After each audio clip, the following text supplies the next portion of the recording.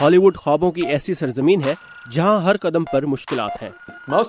سب سے مشکل مرحلہ ایک نئے شہر میں جانا اور اکیلے رہنا تھا، اپنی زندگی کو تبدیل کرنا۔ اداکار، موسیقار اور ہدایت کار رومان قاضی جب سینٹ لوئس مزوری سے ہالی ووڈ کے سفر پر نکلے تو ان کا خواب اپنی کہانیاں بتانا تھا۔ ہمیں اسکرین پر مزید جنوبی ایشیائی چہروں کی ضرورت ہے، ہمیں اپنی کہانی بتانے والوں کی ضرورت ہے۔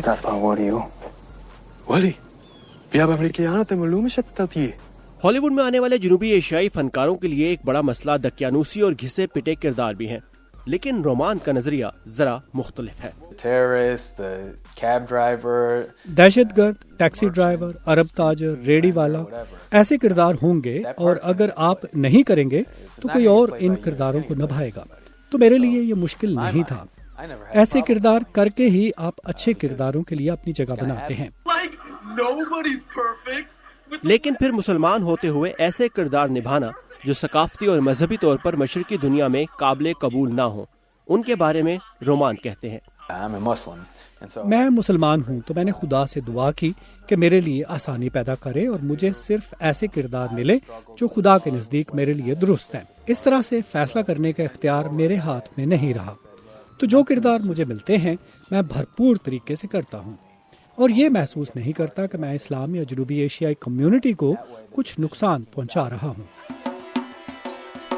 رومان قاضی سینٹ لوئس مزوری میں ایک پاکستانی امریکن خاندان میں پلے بڑھے۔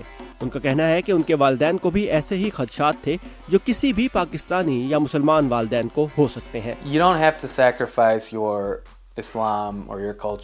والدین کو میں یہ کہوں گا کہ اپنے بچوں پر بھروسہ رکھیں، کیونکہ آپ کو اسلام یا اپنے کلچر کی قربانی نہیں دینی پڑتی اگر آپ اس انڈسٹری میں ہیں تو۔ ہاں، والدین پریشان ہوتے ہیں کہ یہ حرام کام ہے، یا سوچتے ہیں کہ میں اپنے بچوں کو سیکس، ڈرگز یا راک اینڈ رول میں جاتا نہیں دیکھ سکتا، لیکن میں خود کارپوریٹ امریکہ سے یہاں آیا ہوں، وہاں بھی گناہ کرنے کے اتنے ہی مواقع ہیں جتنے یہاں مجھے شراب پینے یا غلط طور طریقے اپنانے کا پریشر کم محسوس ہوتا ہے۔ اور ہالی ووڈ میں نئے آنے والوں کے لیے رومان کا پیغام ہے: بہترین بنے، اب صرف اچھا ہونا کافی نہیں، محنت کریں، تھیٹر میں کام کریں۔ ثاقب الاسلام، وائس آف امریکہ، ہالی ووڈ، کیلیفورنیا۔